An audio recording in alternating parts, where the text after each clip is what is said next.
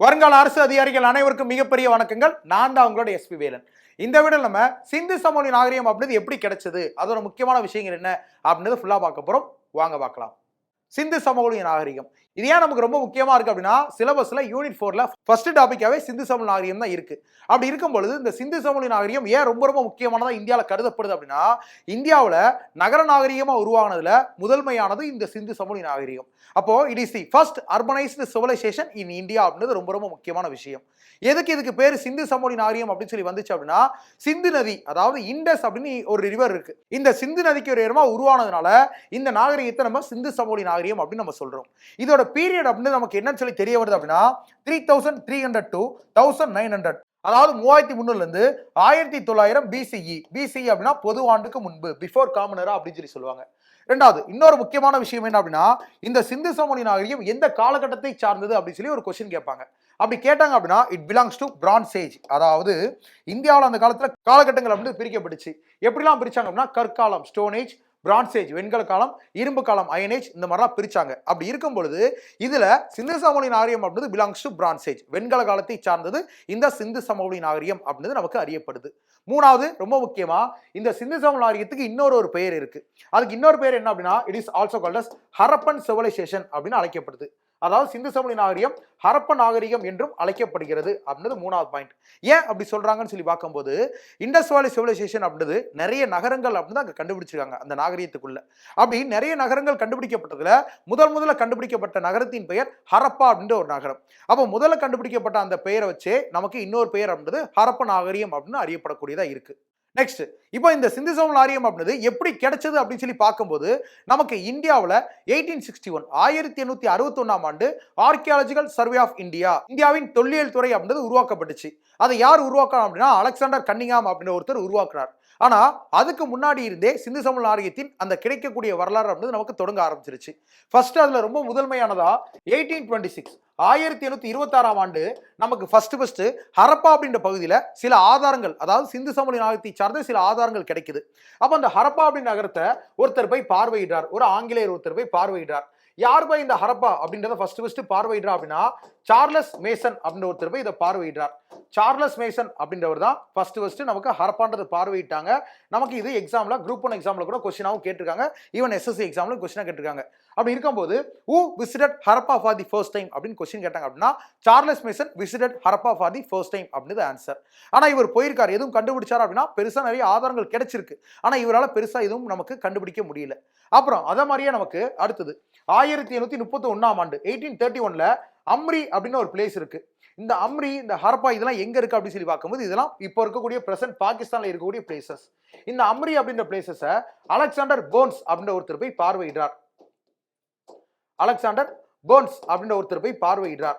ஏன்னா அங்கேயும் சில பொருட்கள் அப்படின்றது கிடைச்சிருக்கு, ஆதாரங்கள் அப்படின்றது கிடைச்சிருக்கு. ஆனா அவராலையும் பெருசா நமக்கு இங்க வந்து எதுவும் கண்டுபிடிக்க முடியல. அப்படி இருக்கும்போது நமக்கு நெக்ஸ்ட் 1853ஆவது வருஷம், 1856ஆவது வருஷம், 1875 1853 1856 1875 போன்ற 3 ஆண்டுகள் ஹரப்பா அப்படின்ற பகுதி இருக்குல்ல, இது ஒருத்தரால் பார்வையிடப்படுது. அதாவது அங்க சில ஆதாரங்கள் கிடைச்சிருக்கு, அதுக்காக ஒருத்தர் போயிட்டு அங்க எக்ஸ்கவேஷன்ஸ் அப்படின்னு மேற்கொள்றார். அவரோட பேர் என்ன அப்படின்னு சொல்லி பார்க்கும்போது, அவர் தான் நமக்கு 1861ல ஆர்கியாலஜிக்கல் சர்வே ஆஃப் இந்தியா அப்படின்றத உருவாக்கிய அலெக்சாண்டர் கன்னிங்ஹாம் அவர்கள்.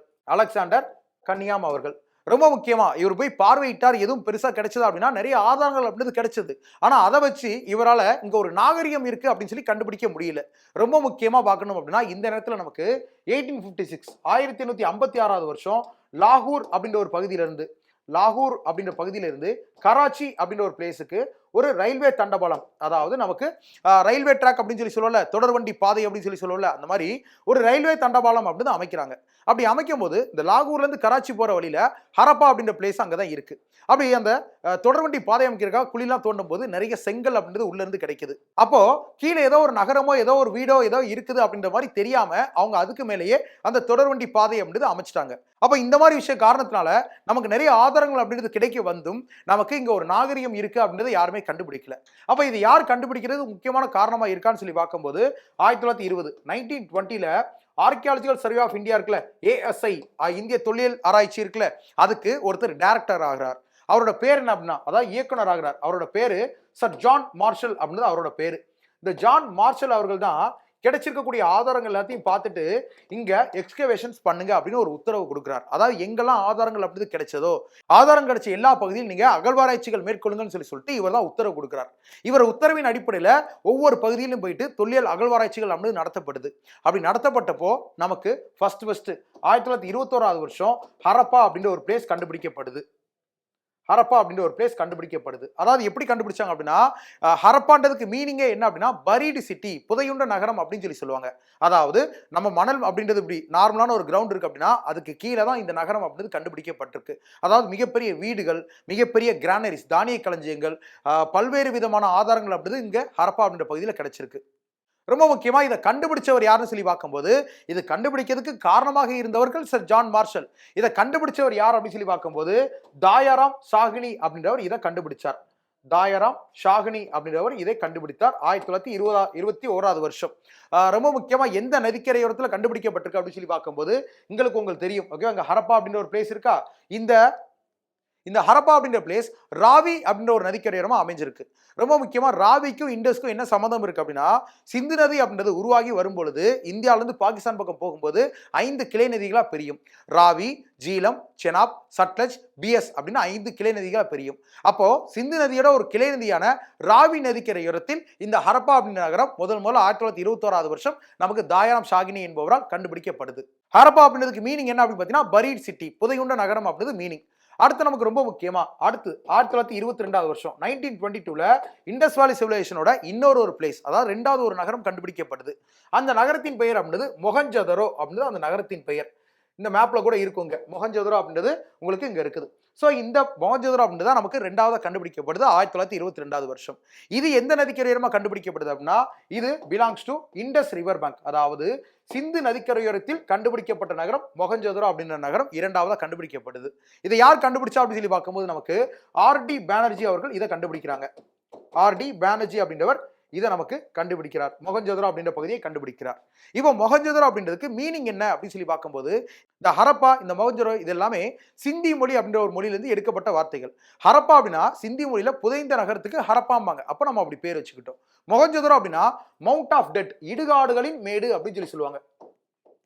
இடுகாடுகளின் மேடு அப்படின்னு சொல்லுவாங்க. ஓகேவா, அதாவது மவுண்ட் ஆஃப் டெட் அப்படின்னு சொல்லுவாங்க. ஏன்னா இந்த மொஹஞ்சதரோ அப்படின்ற பகுதியில் ஆராய்ச்சி செய்யும் போது நிறைய குழிகள் அப்படின்றது தோன்றாங்க. அப்படி தோன்ற குழிகள் எல்லாத்துக்குமே வந்து பார்த்தீங்கன்னா நமக்கு நிறைய பிணங்கள் அப்படிது கிடைக்க வருது.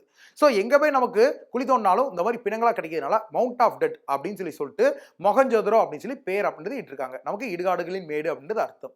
இப்படி இருக்கும் பொழுது இப்போ அந்த ஹரப்பான்ற நகரம், மொஹஞ்சதரோ நகரம், 2 நகரம் தான் கிடைக்க வந்திருக்கு.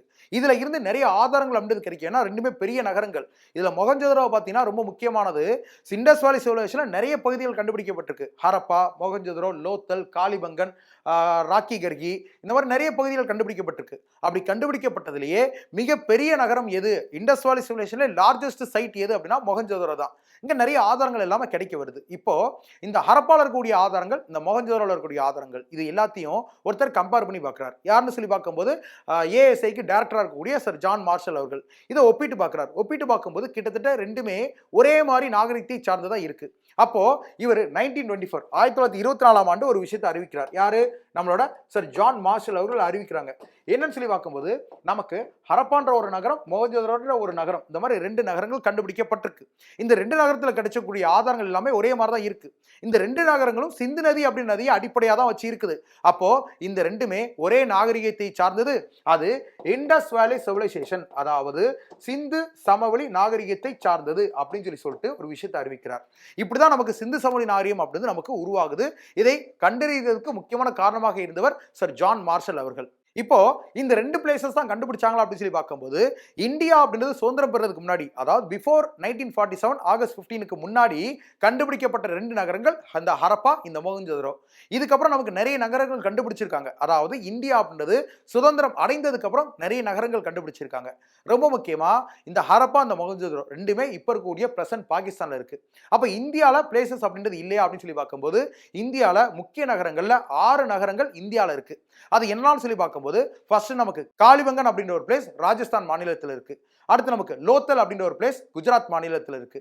அடுத்து தோலவீரான்ற ஒரு பிளேஸ் குஜராத் மாநிலத்தில் இருக்கு. சட்கோட்டடா அப்படின்ற ஒரு பிளேஸ் குஜராத்ல இருக்கு. அடுத்து ராக்கி கர்கி ஹரியானால இருக்கு. பனவாலி ஹரியானால இருக்கு. இந்த மாதிரி இந்தியாவுல முக்கியமான ஒரு 6 நகரங்கள் அப்படின்றது சிந்து சமவெளி நாகரிகத்தை சார்ந்தது கிடைச்சிருக்கு. ஸோ இந்த பகுதியில இருந்துலாம் நமக்கு நிறைய ஆதாரங்கள் அப்படின்றது கிடைக்க வருது. இந்த ஆதாரங்கள் எல்லாத்தையும் எடுத்து பார்த்தா நமக்கு ரொம்ப மெச்சோர்டான ஒரு ஃபேஸ்ல வாழ்ந்திருக்க மாதிரி இருக்கு. ஸோ சிந்து சமவெளி நாகரிகம் அப்படின்றது நமக்கு நகர நாகரிகத்தை சார்ந்தது அப்படின்றது நமக்கு ப்ரூவ் ஆகுது.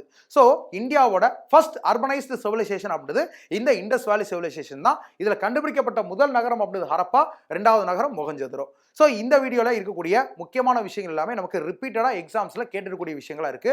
இத மாதிரியே இன்னொரு நல்ல வீடியோல நான் உங்களை சந்திக்கிறேன். இந்த வீடியோவோட PDF அப்படின்றது யாருக்கும் வேணும் அப்படின்னா கீழே இருக்கக்கூடிய வெப்சைட் லிங்க் அப்படி கிளிக் பண்ணி நீங்க ஃப்ரீயாவே டவுன்லோட் பண்ணிக்கலாம். ஸோ முக்கியமா வீடியோக்கு லைக் பண்ணி விட்டுருங்க. வீடியோட லிங்க் அப்படின்றது உங்க ஃப்ரெண்ட்ஸுக்கு குரூப்லாம் ஷேர் பண்ணி விட்டு வீடியோ ஃபுல்லா பார்க்க சொல்லுங்க. தேங்க்யூ எல்லாருக்கும்.